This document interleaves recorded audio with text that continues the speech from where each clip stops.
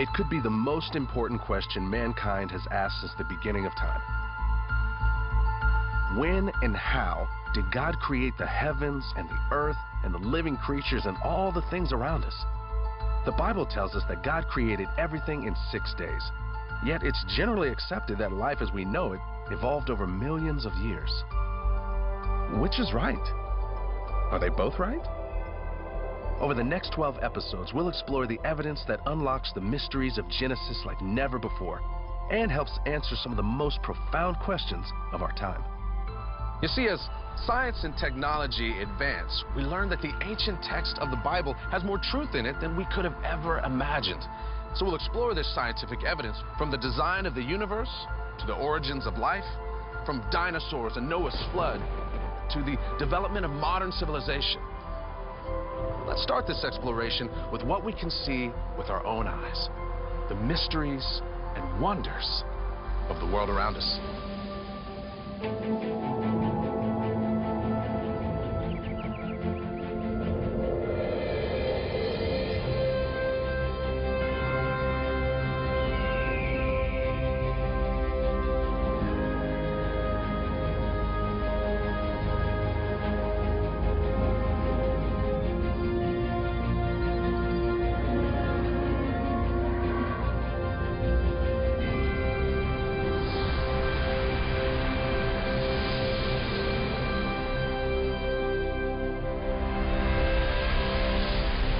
What do you see when you look at the world?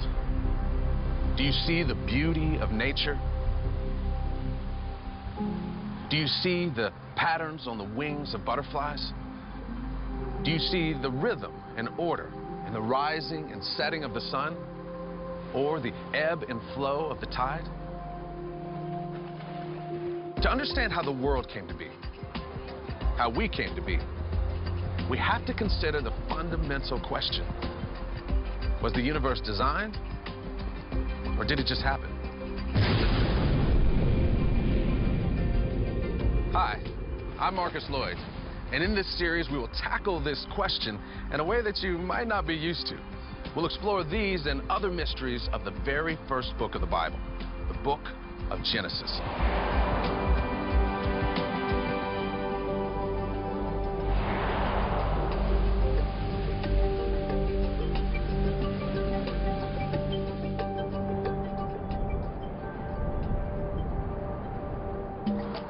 Design is important.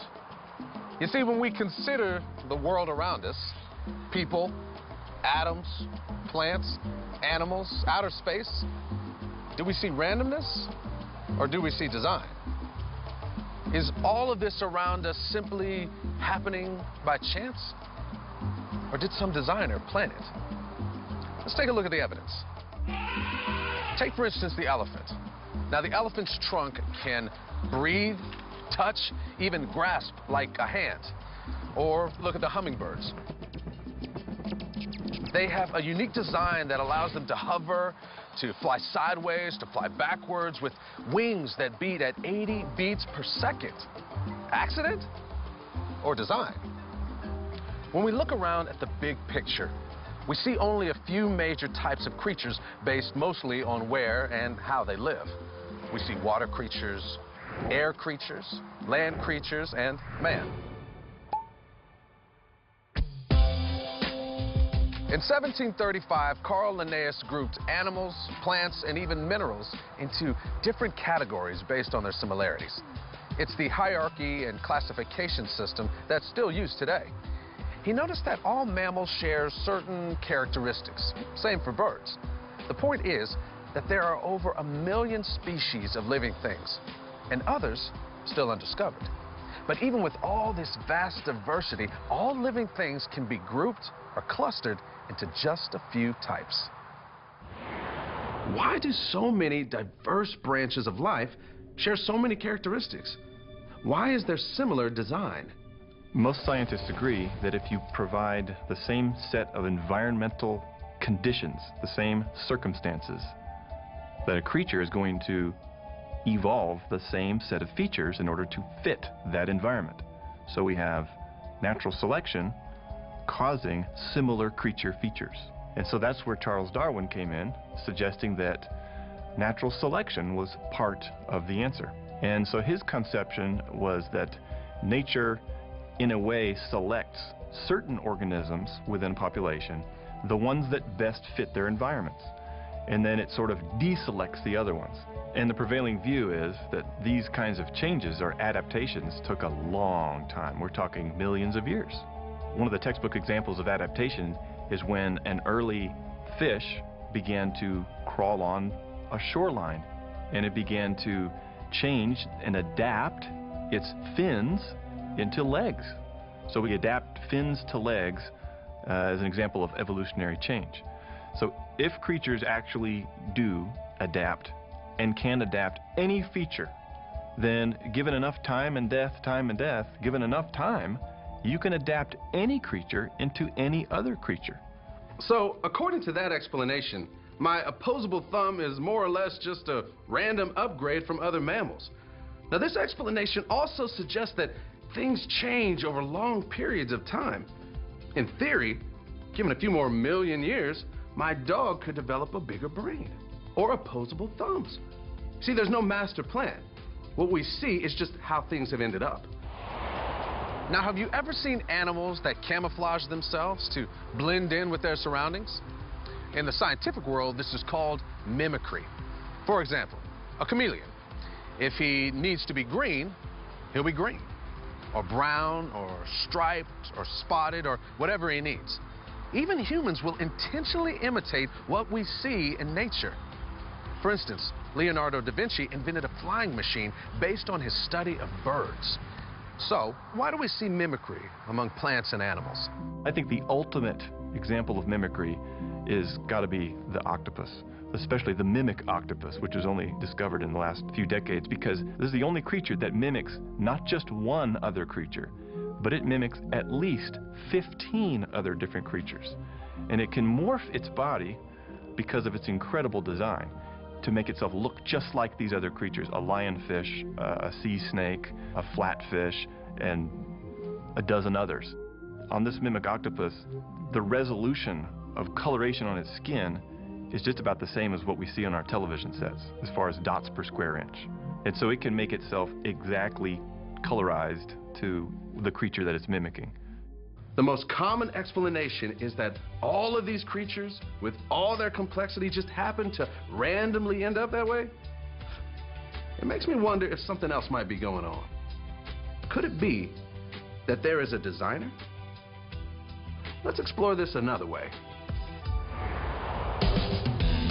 Well, here we are in a junkyard to take a look at a car. Voila, the car. Okay, it's not really a car. It's actually just a pile of car parts. Now, if the engineer who designed the car came over here, he could show us how this all fits together. You know, the tire goes to the axle, the steering wheel goes to the drive shaft, etc. And before long, we would probably have a car of sorts. Simple, right? Well, it's simple because we have an engineer directing how we put it together. But let's just say that we don't have an engineer, and instead, they put me in charge. And to make this analogy work, let's just say that I have never seen a car before in my life. I'm not sure why that is, but let's just believe that I don't know what a car is, I don't know what it looks like, and I don't know what it does. Now, I would probably get a steering wheel and try to connect it to the air filter, because I have no prior design in mind. And before long, I would probably end up with a crazy-looking pile of junk. Actually, to make this car analogy mirror the question of origins, we have to make this one step harder for me to build a car. What if instead of starting with a pile of car parts that are designed to work together, what if we started with some raw materials? Some iron ore, some sand, and some oil. We start with essentially nothing. And from this, we're expected to end up with a car?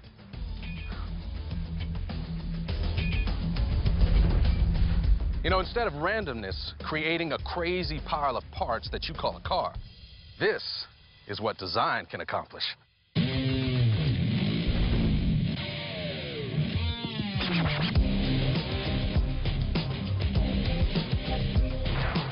see, a car, like animals and plants, must have an intelligent designer. There's just too much complexity for it all to have happened just randomly. You see, each part fits together with each other part because it was designed that way, just like the parts of this car were designed that way. Now, you may ask me, why do you see design in everything? Well, it could be because one creator made them all. You see, things become very clear once you add a creator to the very complex world that we live in. You know, I think I'm just going to make sure that this engine was designed properly.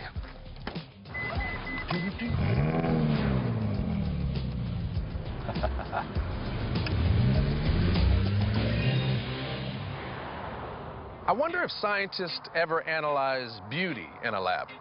Because the question is, why is there such a kaleidoscope of colors and variations of beauty in nature? Why such elegant designs? Why not have a world of gray? I mean, what would it matter?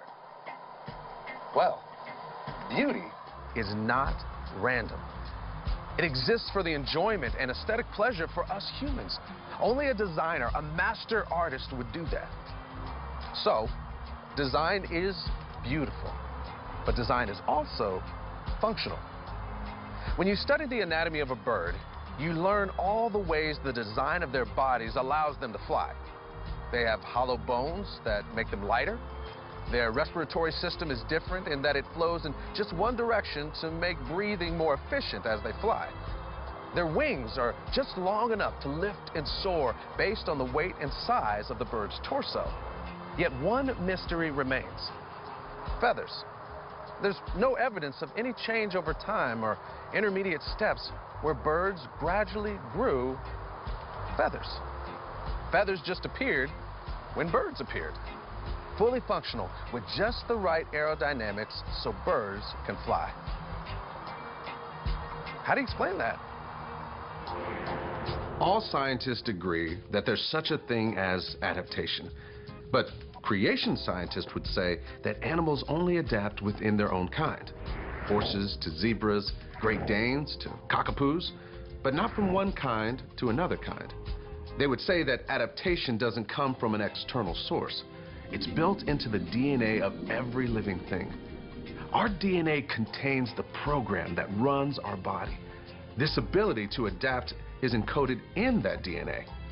Nature doesn't select. It's part of the design of every living thing. In a sense, DNA is a blueprint. It contains the instructions to make 2 arms, 2 legs, 10 fingers, 10 toes, and so forth. But it does so much more than that.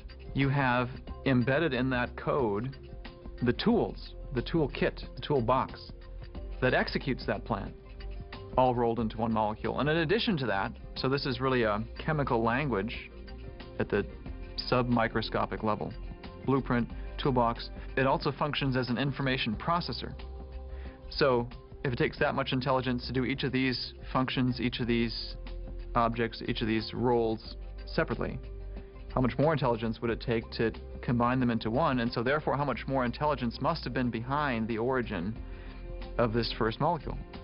So, are we to believe that nature randomly created all these elements that allow the octopus to change into a near infinite variety of colors?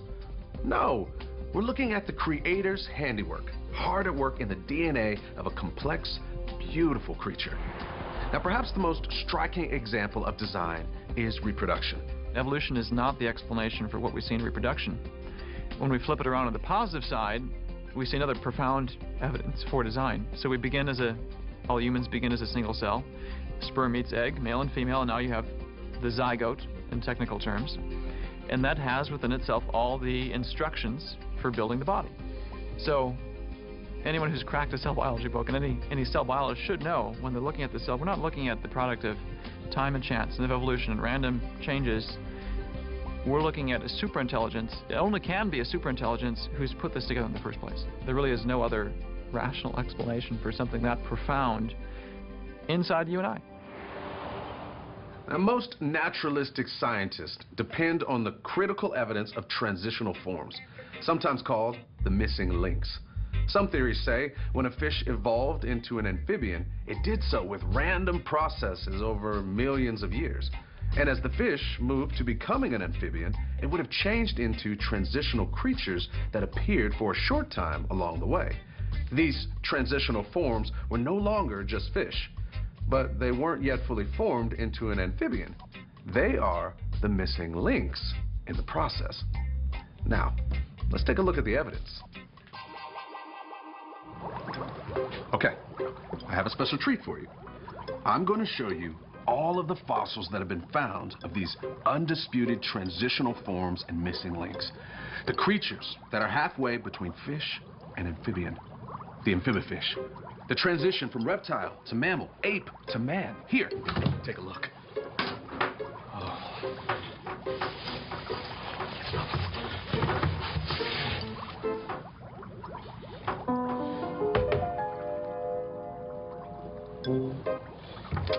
Yep, empty. See, some evolutionists will claim that a certain fossil is a transitional form, but then another scientist will say, no, that's not one.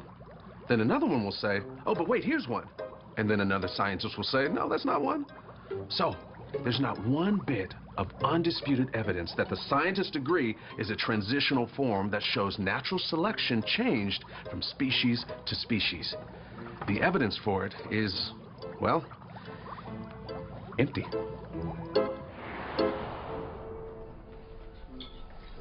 Okay, let's review. When we look at our world, what do we see? Random accident or design? See, we talked about the theories about natural selection and the random processes that supposedly made, well, everything. And we talked about the evidence that points to a grand design. Now, throughout our discussion, there's someone we've sort of talked around. And of course, that's God. What does he have to say about it? Let's take a look. You see, the Bible reveals things about God. We learn by looking at his creation. If he does exist, man, he's got to be really smart. The brilliant scholar Paul did what we did. He looked at the world around him to decide whether this was all random or the work of God, the designer. He told the Roman believers and us that his invisible attributes, namely his eternal power and divine nature, have been clearly perceived ever since the creation of the world in the things that have been made. You see, God is wise, and that's one of the things we would expect a creator to be. God laid out for us in the first chapter of Genesis the steps he wisely took to create the world.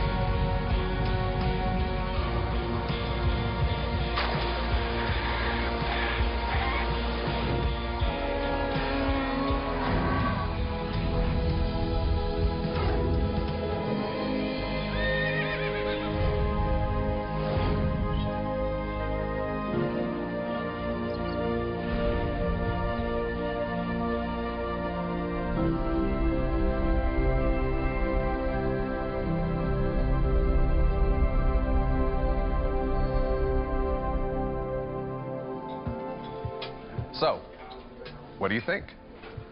The creation scientist explains our complex world with just one assumption that pretty much justifies what we see. In fact, there's a principle called Occam's razor that says if you have competing ideas, the one with the fewest assumptions is the logical choice. Or you could just say, keep it simple. Now, it's looking to me like there is a creator. But I can understand you might be saying, I look around and I also see death, decay, and ugliness. Did God do that also? Or you might be saying, what about the fossils, the dinosaurs? These are all great questions, and we'll get to that. A more important question might be, if the world was planned and purposed by God, what does that say about you? Our world didn't happen by chance. It was both planned and purposed by God. He promises that. As I have planned, so shall it be. And as I have purposed, so shall it stand. Recognize the designer who made you and walk in the works he has purposed for you. Now, having seen the beauty and wonder of nature with your own eyes, perhaps you see the design of the universe, and you'll wonder, what more is there to know? As technology advances, we get ever closer to the answers. How did life begin? What happened after Noah's flood?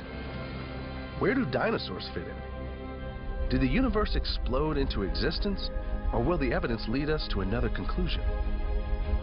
Keep watching as we explore these questions and unlock the often surprising mysteries of Genesis.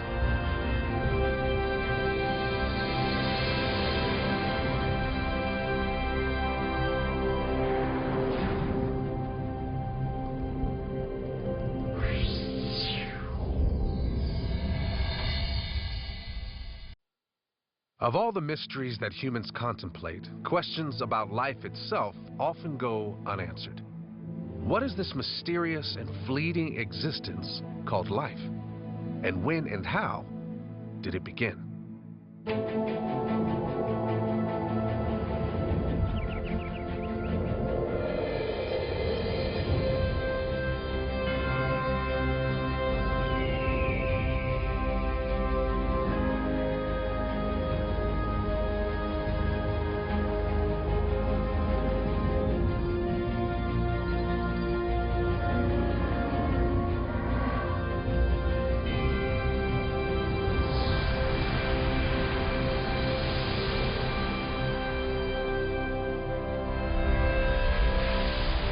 I'm Marcus Lloyd, and this is Unlocking the Mysteries of Genesis. The word Genesis means beginnings. In the first episode, we raised the question of design. Was the universe and all the things in it designed, or could it have come about by random accident? Whether you assume that life is the product of chance and time, or that God created life in its current form, or you believe a little bit of each, the question remains, what is life? That question can be answered in a number of ways. You can take the clinical approach and describe life by the biological functions and processes that take place.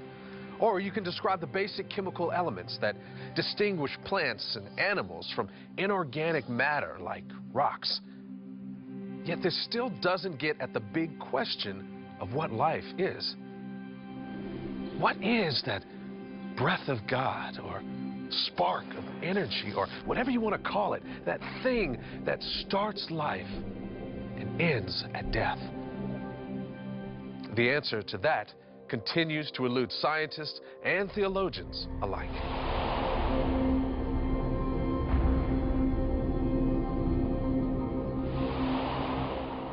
Nobody really knows how to define life, the biological state of being alive. Scientists usually offer up characterizations of what life is or what living things do. They can isolate the various biochemicals that make up a plant or an animal, but it still makes for an inadequate definition. Scientists generally say that something is biologically alive if it has a few fundamental characteristics. One is the ability to move independently.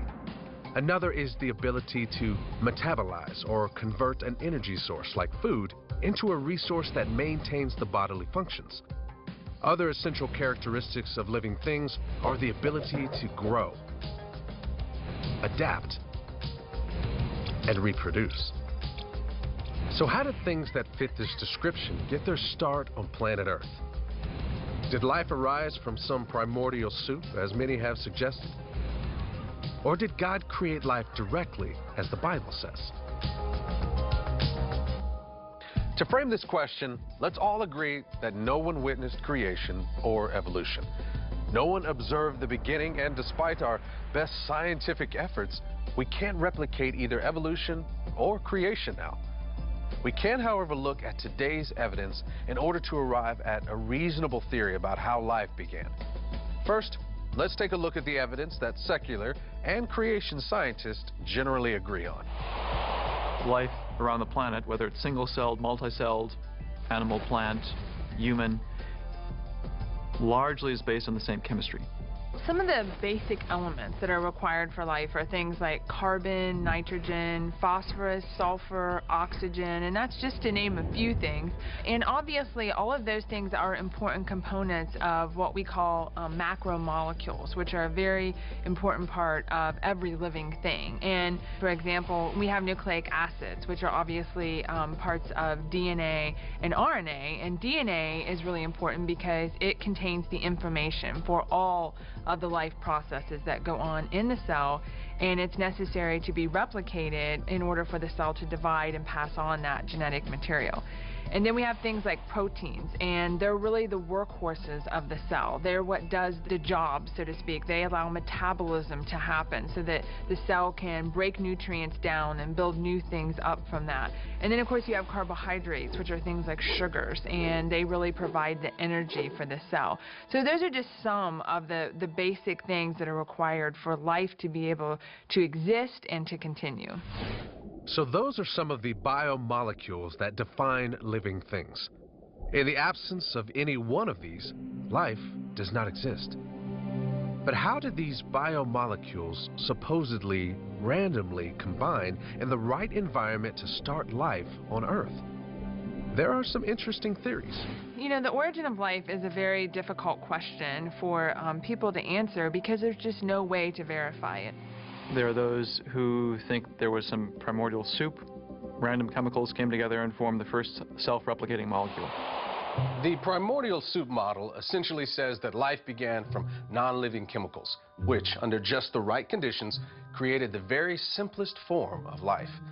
According to this theory, this spontaneous generation of life was driven by random chance. It just happened. The origin of life. And so once it did happen, how did an amoeba eventually become an alligator? Or a paramecium become a pachyderm? Evolution, some would say. Secular scientists contend that once the non-living chemicals were able to form simple life, then that life began to reproduce.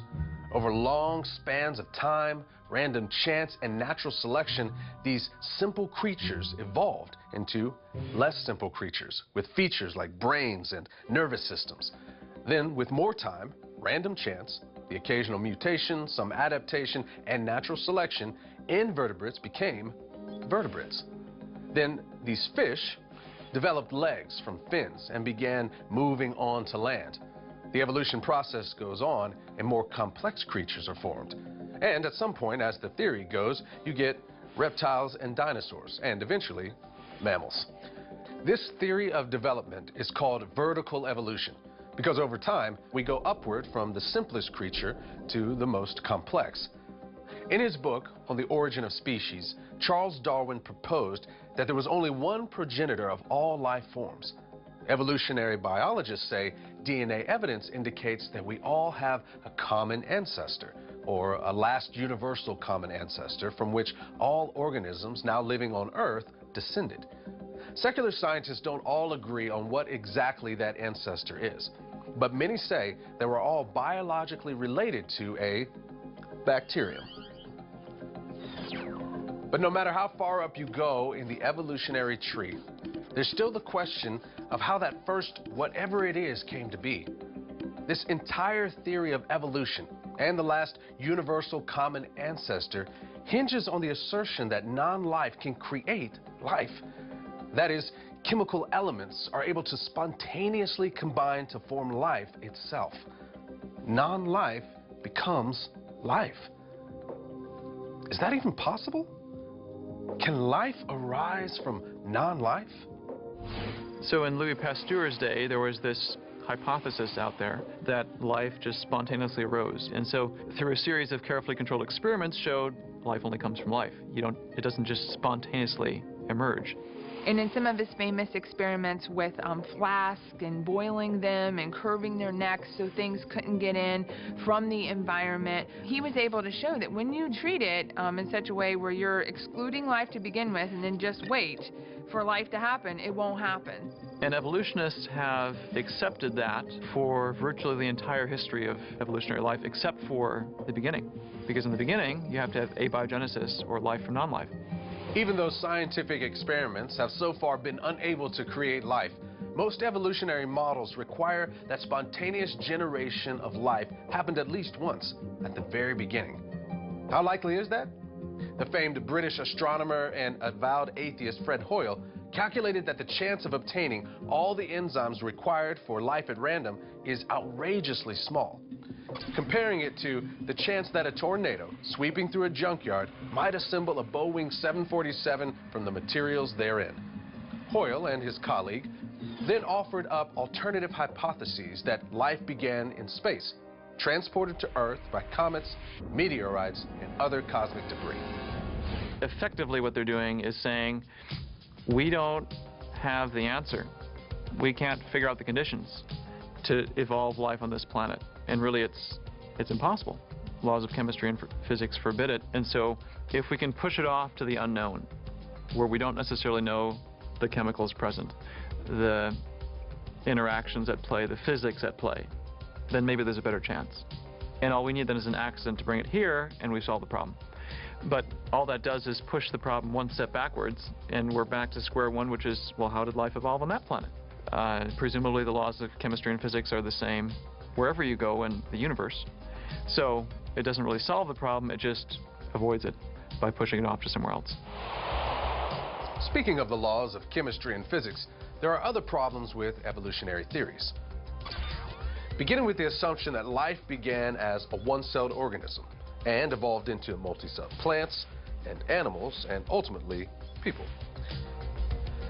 Vertical evolution relies on this pattern that simple life forms gave rise to complex forms through mechanisms like adaptation, mutations, and natural selection. One problem is that mutations are seldom beneficial. One of the major problems that evolution has to overcome is the ability to go from one kind of organism to another, which happens through the gain of novel traits, novel structures and functions. If you're going to go from a single-celled organism to a human, you've got to add a lot of things. You've got to add eyeballs and brains and cardiovascular systems and all these things, and you can't just tweak the DNA, so to speak, of a bacteria and get a human being. You have got to add a lot of novel traits in order to be able to do that. The problem is evolution doesn't have a mechanism for that, and so you have to have some kind of genetic mechanism to get from one point to another point, or one kind of organism to another kind. And so what is commonly used is the idea of mutation and natural selection. These are supposedly the mechanisms that allow organisms to do this. But the problem with mutations is that they only alter pre-existing traits or pre-existing DNA. They don't add new DNA and add new things. It's just an alteration of the things that are already there. By and large, mutations are neutral or, in sad cases, obviously deleterious, and the evolutionists respond to this data, which is again counterintuitive to how evolution is supposed to work, by saying, well, perchance there might be a few beneficial ones. And they'll often cite examples of deletions that have a beneficial effect. Let's say there's a group of flies or beetles on an island, and it's a windy island. Well, if you got wings, you'll get blown off into the ocean, you'll die. Well, if you get a mutation that stops the production of wings during development, beneficial mutation because you don't die. But it's a deletion. And how are deletions shrinking the size of the gene pool more and more going to produce more diversity? They're not. It's going to eliminate genetic information. It's going to drive evolution towards extinction. And so this is still a real struggle for the evolutionary model. How do you explain how mistakes are something good.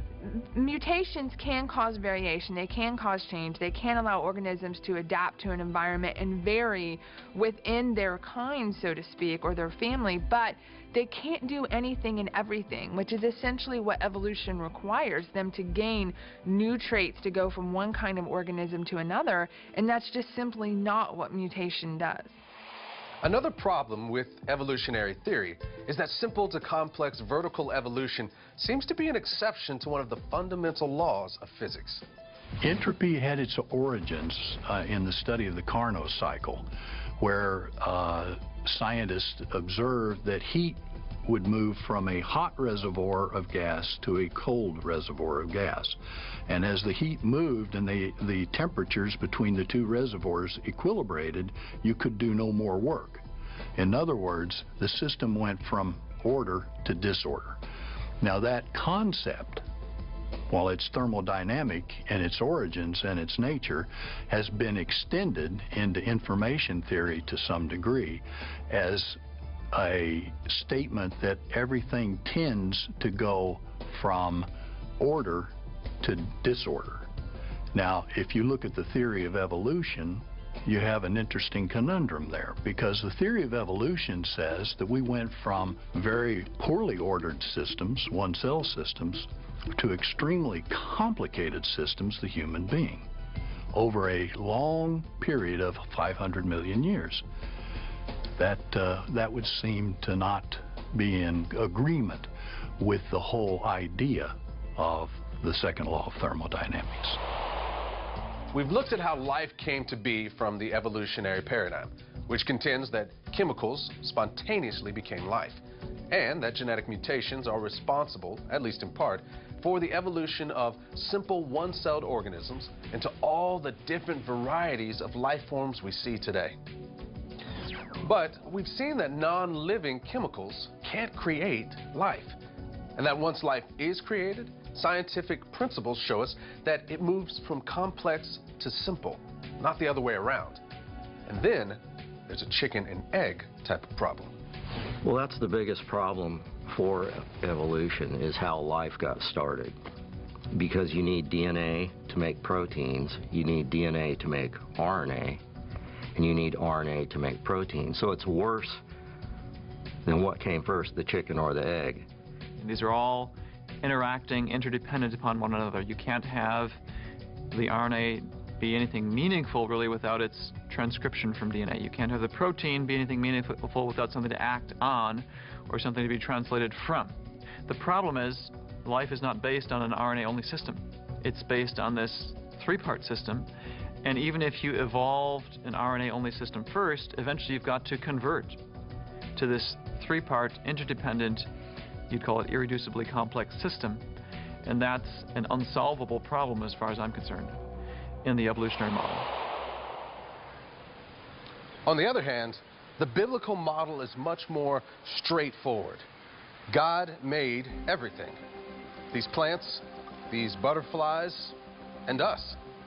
Having a creator explains all the intricacies of even the most basic cell, the complexities of the most basic functions of life, and solves the problem of whether DNA or RNA or proteins came first. So much of what we know from science confirms that. Take, for instance, the ability to reproduce. We take it for granted, but it's really quite amazing. Life has never been created in a lab, yet a living creature is able to make a virtual duplicate of itself because it's all coded into the organism's DNA, just like the Bible says. When we see living things form, they always form exactly how the Bible says. In Genesis chapter 1, another really cool biological statement right there. It says of organisms whose seed is in itself, which means if you want any type of organism, a bacteria, a mouse, a human being, it will always be produced within the context of that organism itself. And it will have the information, the seed, within itself. We may feel that plants can be alive and dead. I've certainly killed a few houseplants in my day. But according to the Bible, and according to our definition of life, plants aren't alive in the same way that people and animals are alive. They can metabolize energy, they can reproduce, but they can't move independently, and they don't have blood. The Bible organizes the definition of life in a simple way. Life is in the blood. So if you have blood, you have life. In Genesis 1:29, God tells us that plants are food. I've given you every herb that yields seed, which is on the face of the earth, and every tree whose fruit yields seed. To you, it shall be for food. None of the terms used by God to describe living things are ever applied to plants. We don't kill them when we eat them. God gave them to us to sustain our bodies. And what about animals? If you look at any animal or insect even, you'll see undreamed of complexity. Whales with an intricate language, hawks with superior vision, dogs with superior hearing, flies with compound eyes that track movements 5 times faster than our own, primates and crows that use tools to reach food. In Genesis 1:25 we read, "And God made the beast of the earth according to its kind, cattle according to its kind, and everything that creeps on the earth according to its kind. And God saw that it was good." Each animal was perfectly made to fill its own niche in the world, all their abilities encoded into their unique DNA. But only man was created in God's image.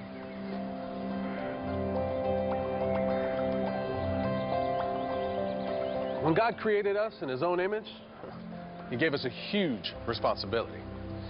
In Genesis 1:28, the first commandment He gave the man and woman He created was to be fruitful and multiply, fill the earth and subdue it, have dominion over the fish of the sea, over the birds of the air, and over every living thing that moves on the earth. He gave us dominion, not the power to rule the world like a despot or to waste and abuse its resources, but to exercise responsible stewardship of it. That means doing our best to understand the world around us and to honor His creation by making the most of what He has given us uniquely. Now, if we believe that life starts with just chemicals randomly aligning, then we must also believe that the end of life is nothing more than another set of chemical reactions degrading our bodies back into dust. Our life ceases to have meaning. But if we believe that God is the source of life, and we trust in Jesus as His Son, then we have eternal life with God. The Bible puts it this way: the last enemy that will be destroyed is death. For a believer, death isn't the end. So, we haven't arrived at any definitive answer of what life is or how it began, but it does matter how we believe life began. Whether it was an improbable fluke, as secular science claims, or whether we were created by God, which would you rather believe? Many people think that the advancements in technology and scientific knowledge cast doubt on what the Bible says. But the more you investigate, the more you may realize that scientific evidence confirms Scripture in surprising ways. In the next episode, we'll explore the theory of evolution as it applies to humans. We'll investigate genetic evidence that gives us clues whether humans are higher animals or whether we are uniquely human. Stay tuned as we unlock this and other mysteries of the book of Genesis.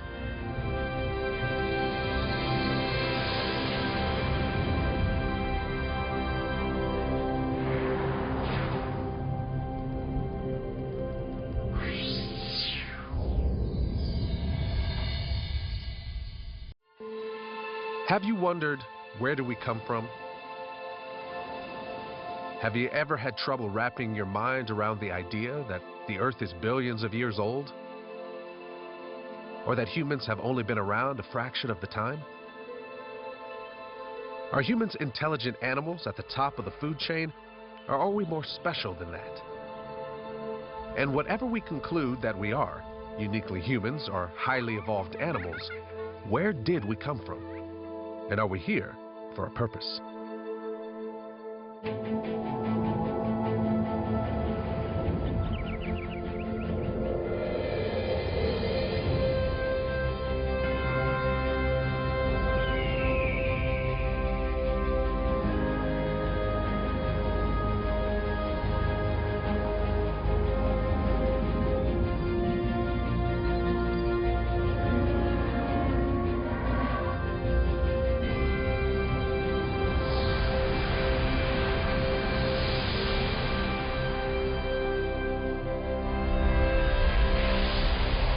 Lloyd, and this is Unlocking the Mysteries of Genesis.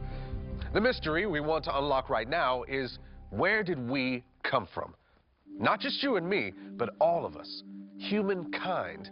How did man begin? In the last episode, we talked about the origin of life in general and how it developed into more complex forms like plants and animals. This time, we're going to make it all about us. What are we? And how did we humans begin?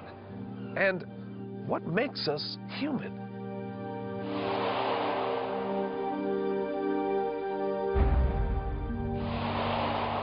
For centuries, Western scientists answered this question with a worldview of science that was dominated by a biblical view of origins, that God, the designer, made man and everything we see.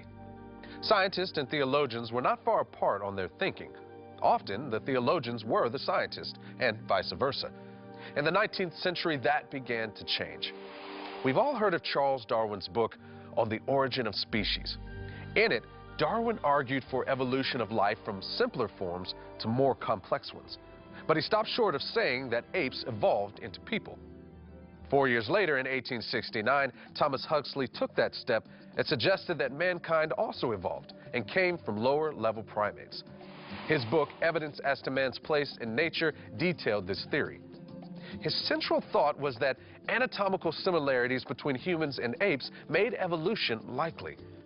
Then, with that line of evolutionary theory already crossed, Darwin wrote his own sequel, The Descent of Man, now applying evolution to humans and contending that humans evolved from primates. From these authors came the basic assumptions of evolution. First, that all of life evolved over long spans of time. Second, that any differences between us are the results of natural selection and some adaptations and mutations along the way. Finally, that similar design means that we must have a common ancestor. We would expect that if we all came from one common creature way back when, then those creatures closest in line with us would have similar anatomy. So, let's see if that's what we find. It was Huxley who looked at the similarities between humans and primates, which everybody else, in addition to Huxley, was seeing as well, and assumed that because we were most similar to them, therefore we were probably most closely related to them. And that notion has been perpetuated right up to now. We find that, yes, of course, chimpanzees are bilateral animals. They have 2 arms, 2 legs, 2 hands, 2 feet, that sort of thing. But there is a lot more specific details that separates us from the chimpanzees. Today, we have more sophisticated ways of determining the genetic makeup of an organism than by merely observing its external traits. Mapping of the human genome started in the 1990s. By 2003, researchers reported to have completed sequencing on the entire human genome, as well as some plants and animals. Genetic research continues today, and geneticists and other scientists are discovering new ways to apply this information to everything from disease therapies to genetically modified food crops. Although our understanding of how DNA works is growing exponentially, the basic principles of genetics are still the same. DNA is a macromolecule found in the nucleus of nearly every cell of every living thing, and it tells the cell what function to play. The DNA is packed tightly together into large units called chromosomes. Inside the chromosome is the heredity information that is passed from generation to generation. This information determines your physical attributes, like your hair color, how tall you might grow, your ethnic characteristics, even whether you will lose your hair. And on the most basic level, your DNA carries the information that determines what kind of organism you are. The key to what we are biologically, whether we are a person or an amoeba or a chimpanzee or a gnat, is written in the DNA. It's the blueprint of what we are. You may remember from science class that a DNA molecule has a double helix structure that looks like a twisted ladder. The ladder's rungs are made from 4 nucleotides known by their initials G, A, T, and C. They pair up with each other all along the DNA strand. An easy way to think of it is this. The DNA strand is made up of these 4 letters. Those letters make up words. Those words make sentences, the sentences, paragraphs. In this case, genes are the sentences and chromosomes are the paragraphs. The letters and the sequence of the letters are what determine what the organism is. From these letter combinations, you can make something complex like an encyclopedia or a human. Or you can make something relatively simple like a stop sign or yeast. When a geneticist sequences the genome of an organism, the result is an extremely long chain of letter combinations. So, when geneticists are comparing the DNA of 2 different species, they are comparing where these letters match and where they don't. So, if Huxley and Darwin's theories from the 1800s are correct, and we all have evolved from a common ancestor, today's scientific evidence should corroborate that humans and their animal ancestors share similar DNA. And that's what some scientists say they find. So there's a very common belief out there that humans and chimps have evolved from a common ancestor. And so many times even humans are considered primates. Okay? And the reason for that is they say, well, you know, if you look at the DNA, humans and chimps are 98 to 99% similar. That's what you hear in the media. That's what you hear by many scientists, unfortunately. But it just is not the case. Everyone hears that the chimpanzee genome is 98 to 99% similar to human. But what does that mean? Well, this is an area I've been researching for the past 4 years. And the one thing that I've found out is that these estimates are based on isolated segments of DNA that we share with chimp that are very similar. It's not based on the whole genome. So, for example, a lot of the DNA that supposedly is the same between chimps and people would be for something like metabolizing foods, breathing in air, which we call respiratory physiology, and the various processes that not only chimpanzees and people have to undergo, but also mice and rats and all the other vertebrates in the world. We all have to digest food. We all have to breathe in the same air. We have to drink the same water. So therefore, so much of the genetic material would necessarily have to be the same. The human genome was sequenced first, and it took a very long time, and it took a lot of money. And the analogy that I like to use, it was like a giant jigsaw puzzle, okay? Because when you sequence human DNA, you don't get the 3 billion bases all in one nice strip and you know how it all goes together. It's like doing a jigsaw puzzle without a picture to go by. You don't know what the final picture is supposed to look like.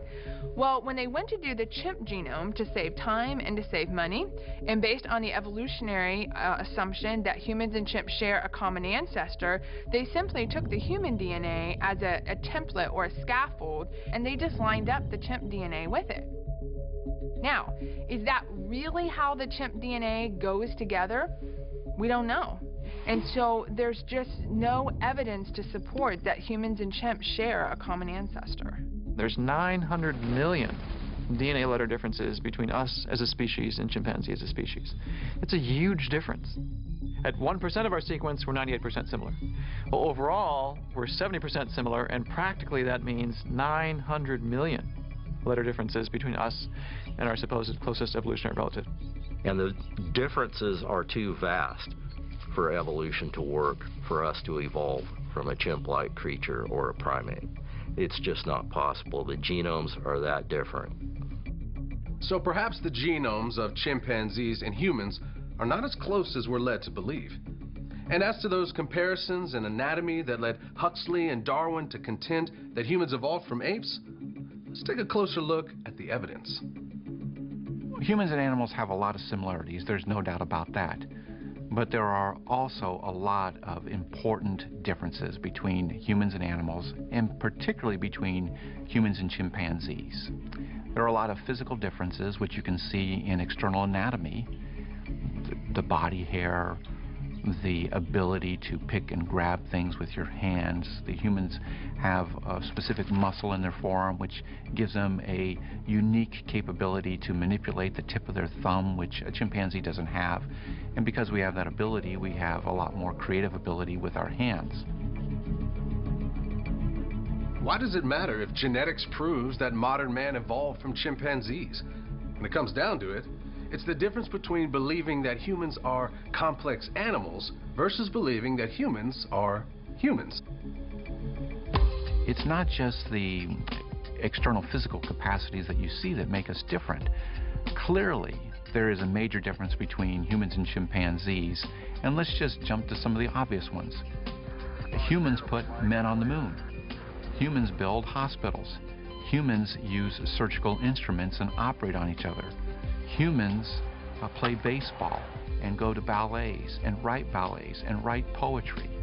Humans do all of these things because there is not just a vast difference between us and a chimpanzee intellectually. Beyond the physical, there are emotional and intellectual differences between humans and animals. A Labrador Retriever, for instance, has been bred to favor the genetic disposition to fetch. He can be taught the command to fetch a ball, or he can be taught that fetch means sit or roll over and play dead. The dog doesn't understand the meanings of the words fetch or sit. He's merely been trained to respond a certain way to a certain command. Right. A chimpanzee can be trained to use sign language to ask for a banana, but he can't put together a sentence about something more abstract like, tomorrow I want apples. An African gray parrot has a vocabulary of up to 3,000 words, but the parrot is mimicking sounds. She can't construct meaningful, complex sentences from those words. Secular scientists try to explain the differences between humans and animals in terms of evolutionary development. But the Bible has a much simpler answer. See, while God created thousands of kinds of animals, He only created 2 humans. This doesn't mean that animals don't have emotions and intellects. They most certainly do. But only humans were created in God's image. So when we look at humans, you know, it's really interesting because even the simplest things are extremely complex. And one of the examples of that is the blood clotting pathway. Obviously, that's very important to us. So when we get a cut, the blood clots and we don't bleed to death. And when you look at how that happens, it's a chain reaction, so to speak, of many, many different proteins, or what are called factors, that are involved, that the end result, one kind of activates the next one, which activates the next one, and the end result is a blood clot. So by definition, the blood clotting system, or the blood clotting pathway, is irreducibly complex because it's made up of many different parts. And if even one part is missing, if even one factor is missing, blood doesn't clot. Those types of systems, those types of complex biological systems, or irreducibly complex systems, are very hard for evolution to understand how those things came about. Because all they're really left with is mutation and natural selection. Those are the main mechanisms for Darwinian evolution. And natural selection, well, it only selects from what's there. It can't create anything either. It can't account for the origin of novel things or new things. It can only select or cull, so to speak, from the proteins or DNA or whatever it may be that's already there. So random mutations and natural selection, they can't do what evolution needs them to do. Well, as Christians, it should really matter what our view is on the origination of human beings, whether we evolved from an ape-like ancestor, as is told in the evolutionary story, or whether we believe what the Bible tells us. Now, I want to make one thing really, really clear, and that is the difference between human beings and animals does not boil down to biology. We are not just more sophisticated animals. Humans are humans, and animals are animals. That's not to say we don't share many characteristics with the animals on this planet. Our bodies are similar in many ways. Most mammals have 2 eyes, 2 ears, 1 nose, and 1 mouth, because God created that design for functional efficiency. But sharing similar features doesn't mean we're related. What makes us different from animals? One thing is, of course, our intelligence, and especially our ability to have the kinds of conversations that we're having now. Thoughts and ideas about life and its meaning. This is something very human and very unique, something that no animal shares with us. And it turns out that man's desire for meaning in life is what the Bible has said all along. One of the earliest statements about people in the Bible is Genesis 1:27. So God created man in his own image. In the image of God, he created him. Male and female, he created them. God put Adam and Eve on earth to manage his estate, to hold dominion over the earth. All the plants, all the animals, all living things he entrusted to us. So, did God put humans in their current form in the Garden of Eden on the 6th day of creation, as Genesis tells us? Or did we evolve over millions of years? Our oldest life forms accidentally sparked into being from a primordial soup? Let's take a final look at this question by looking at a few of the problems with the theory of evolution. 3 points to remember as it relates to evolution. First, none of the major steps of evolution have ever been recapitulated in the lab. So whether we're talking non-life to life, or that first molecule to the first cell, or a bacterial cell to an animal cell, or a single cell to multicellular creature, or jellyfish to something with a backbone, fish to land, you name it, any of those big transitions. Never been recapitulated in the lab.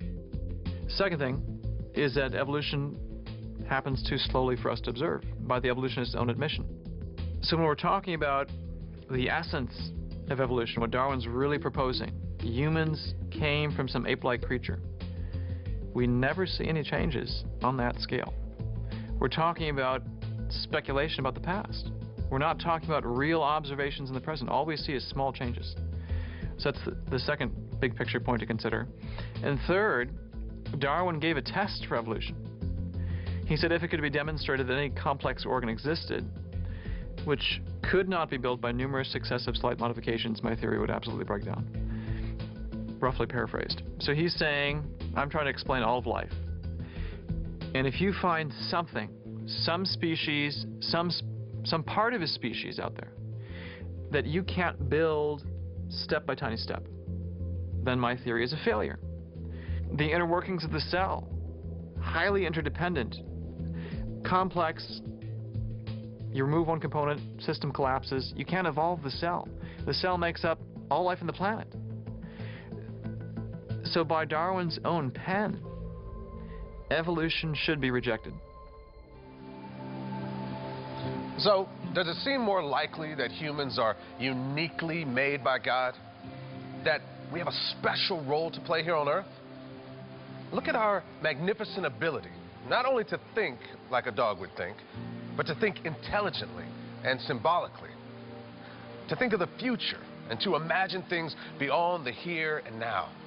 The intellect to understand and the courage to explore the unknown. And what about our ability to feel empathy for others? To give of ourselves and help others with no earthly reward except knowing that it's the right thing to do. Consider for a moment our ability to create works of art, to write poetry, to sing, to dance. You know, as God's creation, humans are also unique in that we have a spiritual life, a connection to a perfect creator who has endowed us with responsibility for the whole of the earth.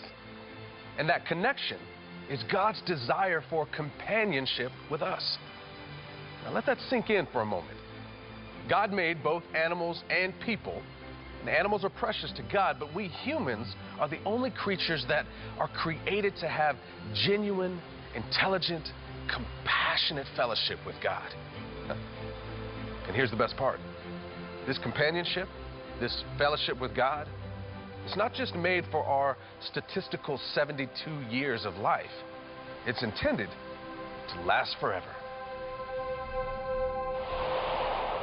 If there's a God who says that he made us, and made us in his image, then our purpose becomes clear. Being made in God's image creates the potential for fellowship with him. What Jesus did to provide salvation restores the fellowship. The Bible says, but God demonstrates his own love toward us, in that while we were still sinners, Christ died for us. Romans 5:8. That's the source of meaning now. And it opens up an eternity that has a resolute future. I'll leave you with this. The Apostle Paul wrote to the Philippians the very same idea. For it is God who works in you, both to will and to do for his good pleasure. Doesn't that excite you? For his good pleasure. We bring God pleasure. Doesn't that boggle your mind? That's why he wants to be with us. And this should encourage us to soar in this life, empowered by a genuine relationship with God as part of his purposeful design that gives each of our lives meaning. And the key to understanding this, and even more, is to dig deeper into our origins, turning over every bit of evidence. Next time, we'll turn over the fossil record and see what mysteries we can unlock there. Until then, I'm Marcus Lloyd, and we're unlocking the mysteries of Genesis.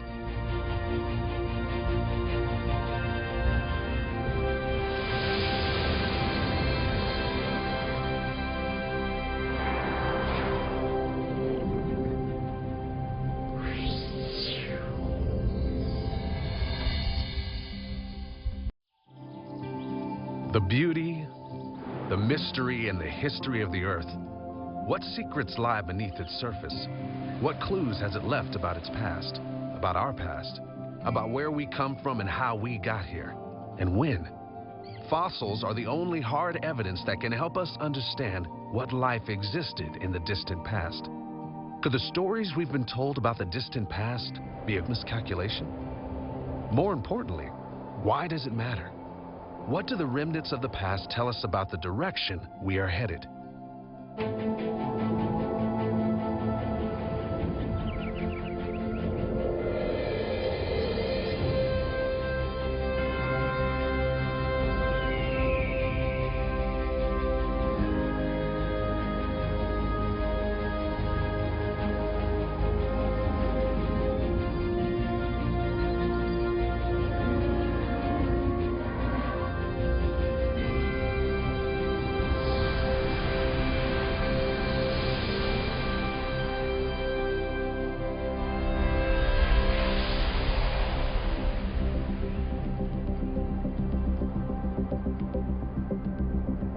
Hi, I'm Marcus Lloyd, and welcome to Unlocking the Mysteries of Genesis. As science and technology advance, we're discovering that the ancient text of the Bible contains more truth in it than we've ever imagined. In this series, we examine the evidence from geology, astronomy, biology, and other fields of science to see if the data supports what the Bible says about our origins. But where besides the Bible do we find answers for the really big questions? Ones like, who am I? What am I? How did I get here? Can science really provide answers to the deepest questions of life? Well, there is a way of digging up the evidence and finding the truth.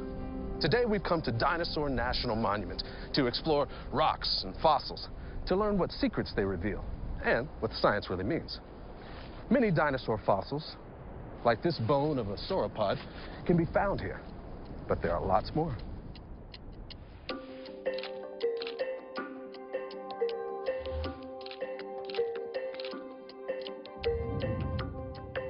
In fact, dinosaur fossils are so abundant here that this exhibit hall was built around a huge rock wall containing approximately 1,500 dinosaur bones.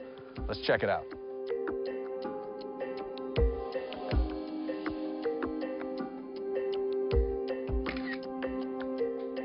Here's one way of looking at the science of fossils. Pictures have a way of telling the story of our lives. whether it's a family album or a pic you send your friends. Fossils are kind of an Instagram, a moment in time captured and posted on the page of Earth's history. But what are fossils? And what do they really tell us? Fossils are kind of a freeze frame in time, a snapshot of the past that gives us a glimpse of life, prolific life that once populated the Earth. But does it explain the origins of that life? Well, can a snapshot of your life explain who you really are, how you got there, and what you did? What does a fossil snapshot actually reveal? And how can what's missing reveal everything?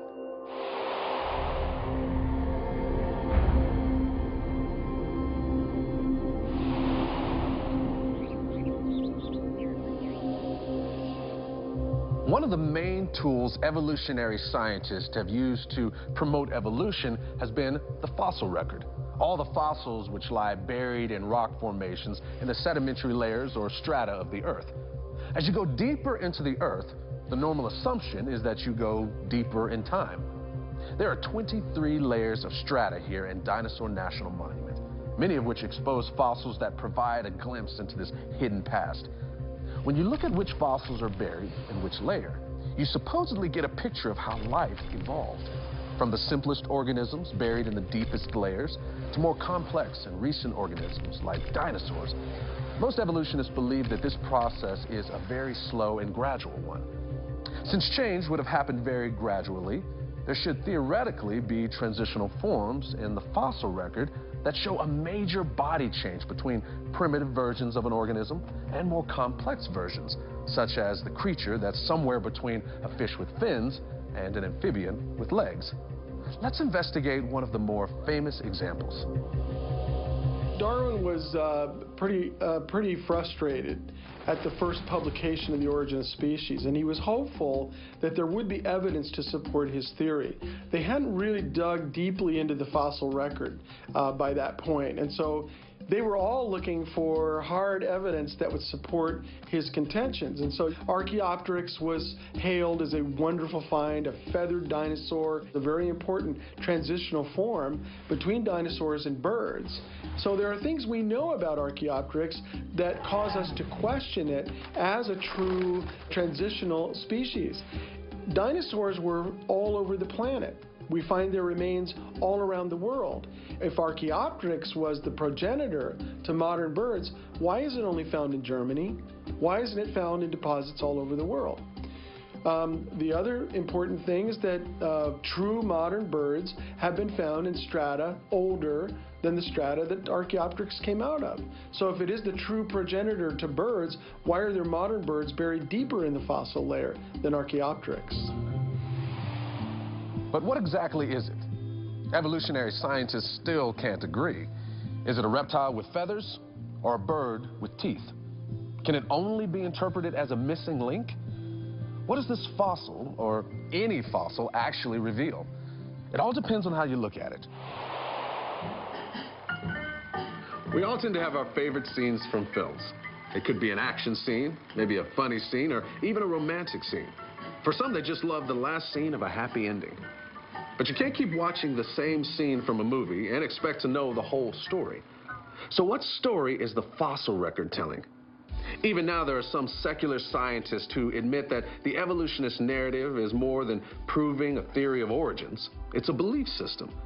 Dr. Michael Ruse, a world-renowned philosopher of science and staunch atheist, admits that evolution is promoted by its practitioners as more than mere science. Evolution is promulgated as an ideology, a secular religion, a full-fledged alternative to Christianity with meaning and morality. He goes on to describe himself as an ardent evolutionist and an ex-Christian. And he says and admits that in this one complaint, the literalists are absolutely right. Evolution is a religion. So does the fossil record provide an evolutionary picture of the past? Some secular scientists, perhaps unwittingly, have begun to challenge the theory of evolution. Well, evolutionists have traditionally thought that evolution went gradually, and that gradually a fish changed into an amphibian and changed into a mammal and on up. But where are these transitional forms? Well, Stephen Jay Gould at Harvard was a thoroughgoing evolutionist and an expert in the fossil record. He noted that the fossil record really doesn't document Darwinian change. He said what we find is one type of animal here, and then we find another type of animal here. Now, we know that they evolved, but there's no evidence that they evolved. He proposed a new theory called punctuated equilibrium, that the basic equilibrium that we see today in life forms, stasis, things staying the way they are. He says, no, that equilibrium was interrupted by punctuations with maybe a change in the environment or something, and that it happened rapidly. It happened so rapidly that it went from fish to amphibian and left no fossils. The fact is, we find no fossils. The views of Gould, Eldredge, and Stanley stirred up quite a bit of debate among evolutionists. It just goes to show that even evolutionary scientists don't always agree on what the fossils are telling us. Perhaps what they believe affects what they see. So we've come back to this. Here we can see what digging up the past can show us, but what's equally important is what it doesn't show. And how can something that is not there sometimes be more important than what is? Let's put the evidence on trial and see.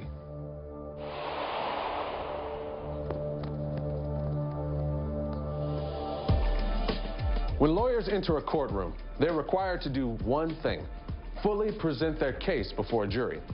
When a jury is sequestered for deliberations, they're required to come to a decision based not on their emotions about the case, but on one question: what does the evidence show? So let's step aside from emotional arguments about science and religion and just take a look at what the facts show and what seems the most logical. Let me present Exhibit A, diversity. The evidence indicates a tremendous diversity of life. Thousands upon thousands of examples of fossils, all preserved with few, if any, sign of decay. How could this happen? Dead animals don't usually turn into fossils. So what forces could have created such near perfect preservation? Well, a very rapid burial of these creatures. So rapid that they don't even have time to decay or end up as a scavenger's dinner. When we look at the evidence, what else do we discover? Exhibit B, stability, or stasis, as scientists call it. There is fully formed, prolific life captured in the fossil record. Life that shows complexity and completeness. And it's a record from which, strangely enough, the transitional forms of life are missing. Amid all that diversity and complexity, there is no undisputed evidence that shows one species transitioning into another. It seems that what the fossil record doesn't reveal could be just as important as what it does. Let's suppose we want to prove there's been a murder, and we come before a judge looking for a guilty verdict. Well, before you can even come to trial, you have to have actual evidence that there's been a murder.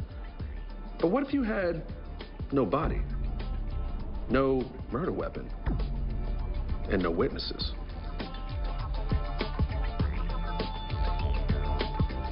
The jury is duty-bound to go with the preponderance of the evidence. If there's no body, no weapon, and no witnesses, the jury would most likely conclude no murder. The case would be dismissed. You see, the evidence we don't find in the fossil record, like decay from exposure and transitional forms, is every bit as important as what we do find. Just like the jury in our dismissed murder case, scientists are also called in to follow the evidence. Without data, all you have is a theory.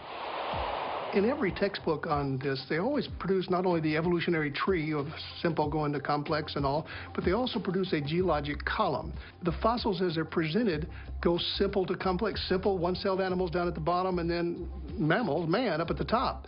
This simple evolutionary picture of simple to complex, it really isn't the story of the fossil record. What you see is complexity at every stage. You do not see this simple to complex change. That's the story of evolution, but it's not the story of the fossils. The fossils show complexity and design and sudden appearance all along the way. The lowest strata, the Precambrian layer, consists of several geologic eons and contains very few fossils. And then there's a period of time at the beginning of the Paleozoic era where ancient life seems to have simply exploded. The fossil record suddenly goes from showing fossils of relative simplicity to an overabundance of fossils showing great diversity and increasing complexity. This is commonly referred to as the Cambrian explosion. The Cambrian layer gives evidence of a sudden proliferation of life forms that were not present in the previous layer. So, from the Precambrian to the Cambrian layers, you go from very few fossils to a great abundance of fossils, yet no transitional fossils in between. Where are the simpler transitional forms that should be mixed in this rock-hard record?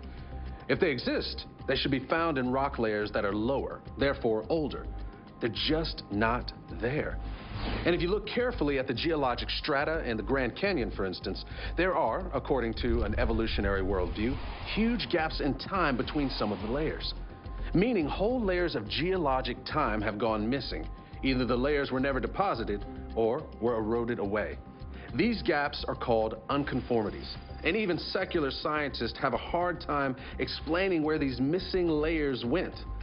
They admit that the fossil record is incomplete in the Grand Canyon.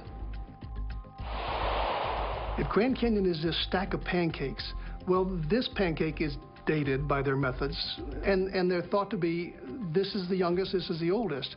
But in reality, this one might be 350 million years old, and this is 310 million years ago. There's 40 million years in between these two layers. There's no evidence of streams going through here and eroding a stream gulch, or there's no evidence of trees and their roots penetrating, or there's no worms burrowing, or there's nothing happening for 40 million years. So presumably, that's where all the transitional forms have gone, missing in those gaps of time. Or, as suggested by Gould and Eldridge, these evolutionary leaps could have happened so rapidly, at least in evolutionary time, that there wasn't a chance for any transitional fossils to get, well, fossilized. Either way, it sounds to me like no record, no evidence, not much proof of transitional forms. On top of that, there are some surprising new discoveries that have tilted the evidence in favor of a creationist interpretation.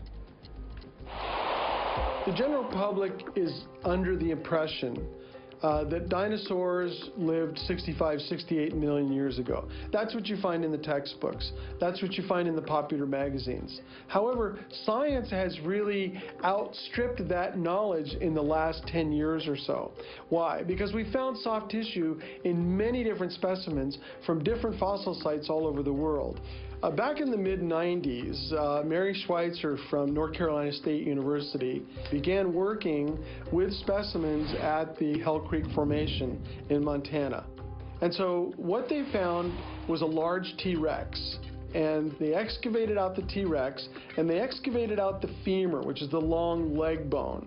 And she soaked it in a weak acid called EDTA. And what that acid does is it dissolves away the bone mineral, and it leaves whatever's inside that bone undissolved. And in this case, she found soft tissues. And the tech who did the dissolution for her pointed out, I'm finding soft tissue. I'm finding something that's not characteristic of very old bones, and in this case they think they're 68 million years old. So she had the tech repeat the experiment over and over and over again, and each time it produced this soft tissue. And what she found was actual blood vessels inside this femur that was fully mineralized and encapsulated, which would have protected those soft tissues over deep time. And she found what looked like red blood cells. So using this immunohistochemistry, very sophisticated experiments, she proved the existence of these original biomolecules and biomaterials that go back to the original dinosaur. About 5 years ago, the Creation Research Society decided to mount a new project called iDino, the investigation of dinosaur intact natural osteotissue or bone tissue. And so we designed this project to go out and find dinosaur bones in the digs, in known fossil digs, to bring them back to the lab, to decalcify them, to put them in that weak acid, dissolve away the mineral, and see if we could find soft tissue inside the bones. On our last day, with only a few hours left, we found the largest Triceratops horn that was ever found on this ranch in the Hell Creek Formation. About 45 inches long, about 9 inches in diameter, and it was buried 3 feet below the surface. We did the decalcification experiment, and what we found is really different from what Mary Schweitzer found. She found individual cells floating in the solution after she decalcified the bone in this weak acid. we found entire sheets of soft tissue. But we thin sectioned this and we found entire stacks of osteocytes inside this thick sheet of fibrillar bone material.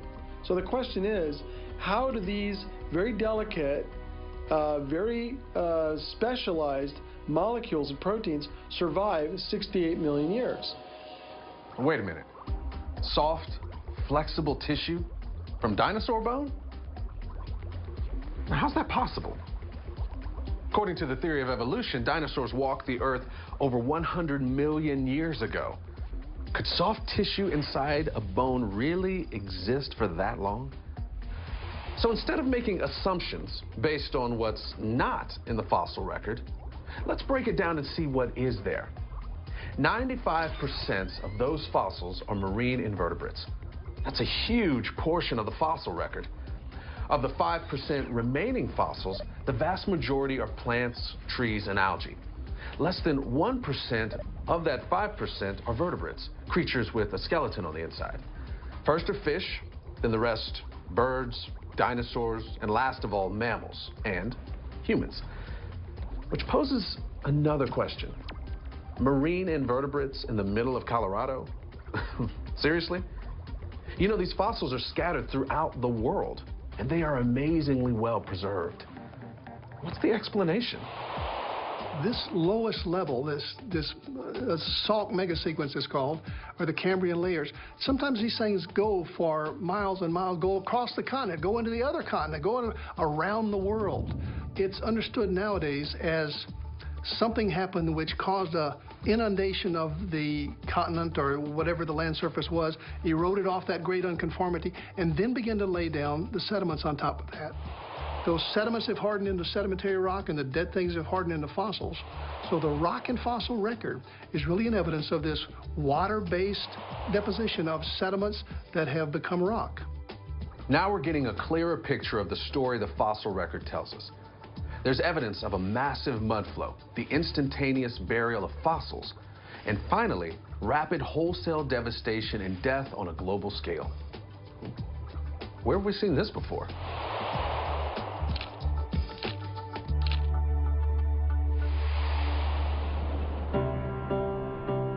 Ah, yes. Beautiful. Everything has this rosy glow. You know, appearances can be deceiving. Now, I could keep on wearing these glasses and claim that the whole world is rose-colored, but it wouldn't change the facts. The world just doesn't look that way. Sometimes the way people see the evidence depends on the glasses they choose to wear. I'd rather see the world the way it is. There's a story that matches the evidence we see here, and it comes from Genesis chapter 7. And the waters prevailed exceedingly on the earth, and all the high hills under the whole heaven were covered, and all flesh died that moved on the earth, birds, cattle, beasts, and every creeping thing that creeps on the earth, and every man. It looks to me like the evidence and the Bible are telling the same story. But even with the evidence on your side, you'll discover that this is a very unpopular viewpoint, one subjected to ridicule and abuse. But popularity has never had anything to do with the truth. Galileo and Dr. Ignaz Philipp Semmelweis were two scientists who were ridiculed, even imprisoned, because the facts they discovered went against popular thought. For Galileo, it was for claiming that the sun was at the center of our solar system. For Dr. Semmelweis, it was for trying to introduce hygiene into hospitals during the 1800s. Both of them were ridiculed, but they were right, and popular science was wrong. Well, we've delved into the mystery buried beneath our feet and discovered the evidence of the fossil record. But the more we uncover, the more there is to know. For example, what about this great cataclysmic event, the one that created the record? Well, that's a journey for our next show. So join me for our next episode as we walk down the road of scientific discovery. Or maybe we should just take a boat.